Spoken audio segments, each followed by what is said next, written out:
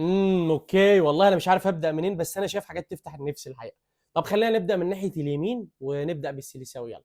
البرازيل، برازيل ارسنال، جابرييل ماجالايش. يلا. لا، هو جابرييل ماجالايش بقى، وانا جت معاه جابرييل ماجالايش مش جابرييل خيسوس. يلا.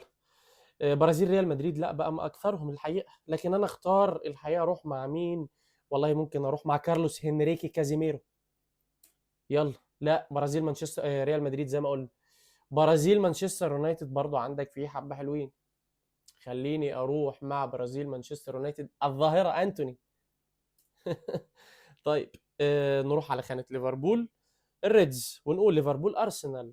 والله ممكن نفكر مثلا في لعيب زي آه، اوكسيليدي تشامبرلين.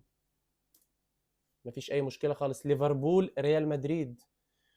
والله ليفر ريال ممكن اقول مثلا الفارو اربيلوا. ما اعرفش ليه هو ده اللي جه في بالي الحقيقه.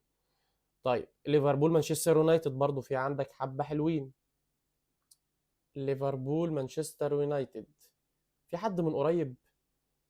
مش عارف. طيب خلينا نقول مايكل اوين. نروح بقى على الويلز. طيب. ويلز ارسنال. والله كان عندك طيب الذكر في نص الملعب ارون رامسي. كلام مظبوط.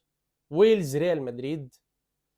والله جاريس بيل. انا بفكر في ايه مش عارف، مخي واقف لي كده. جاريس بيل التي جي بي.